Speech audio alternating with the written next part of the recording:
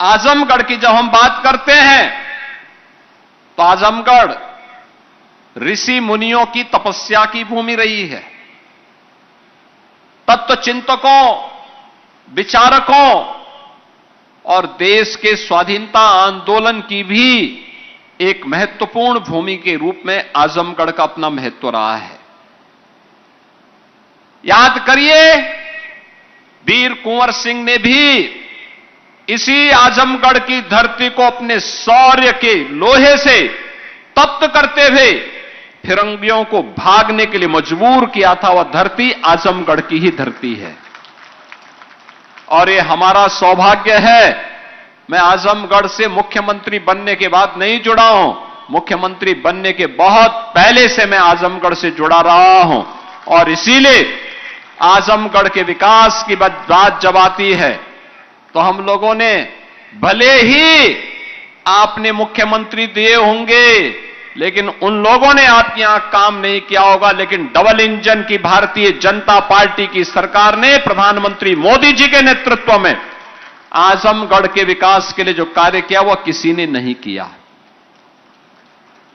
बहनों और भाइयों, मैं आजमगढ़ वासियों से ही पूछ रहा हूं कि जिन लोगों को आप चुनाव जिता करके भेजे हुए तो आजमगढ़ के लिए कुछ नहीं किए, लेकिन प्रधानमंत्री मोदी जी के नेतृत्व में, उनके मार्गदर्शन में आजमगढ़ के लिए कुछ करने का सौभाग्य किसी को प्राप्त हुआ है तो हमारी सरकार को प्राप्त हुआ है। और वह किस रूप में? पूर्वांचल एक्सप्रेस वे से यहां की कनेक्टिविटी को जोड़ने के लिए। याद करिए,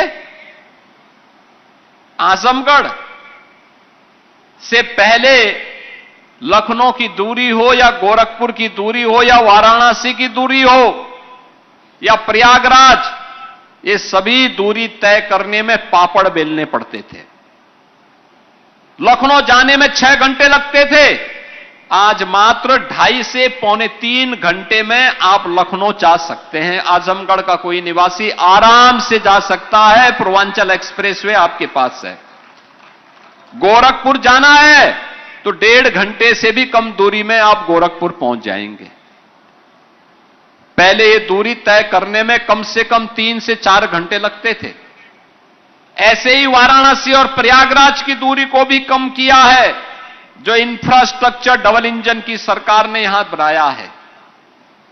आप सोचिए, वोट बैंक के लिए पिछली सरकारों ने महाराज सुहेलदेव को भुला दिया था, लेकिन हमारी सरकार ने भारत माता के इस महान सपूत को, जिन्होंने 1000 वर्ष पहले भारत के शौर्य का लोहा विदेशी आक्रांताओं के सामने दिखा करके उन्हें नेस्तनाबूद किया था, ऐसे महाराज सुहेलदेव के नाम पर विश्वविद्यालय बनाने का काम भी इस आजमगढ़ की धरती में हम लोगों ने किया था।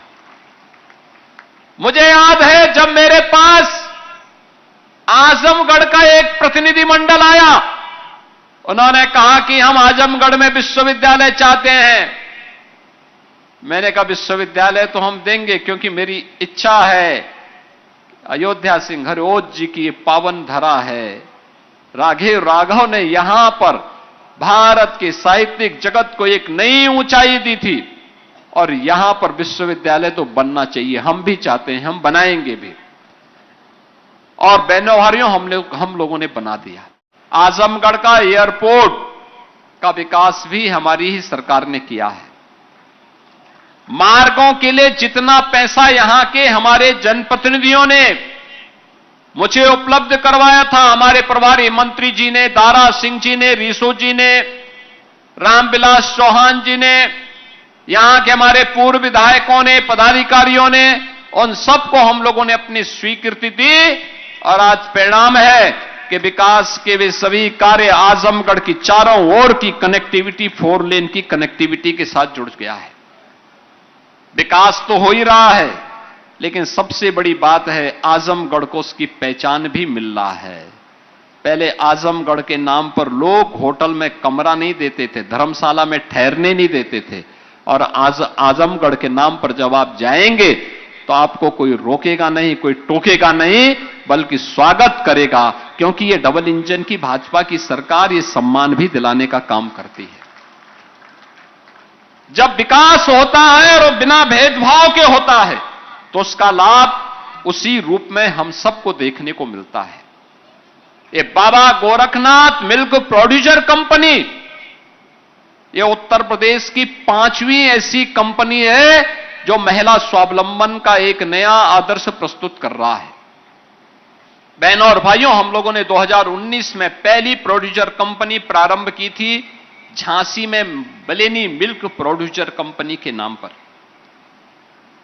आज उनके साथ 72,000 से अधिक बहनें पूरे बुंदेलखंड क्षेत्र में दुग्ध कलेक्शन का काम कर रही हैं और चीलिंग प्लांट के माध्यम से डेयरी तक दुग्ध भेजने का काम कर रही है और सैकड़ों करोड़ रुपए का उनका प्रोडक्शन चल रहा है, टर्नओवर भी है और उनका लाभ भी, उन लाभांश भी उनको प्राप्त होता है।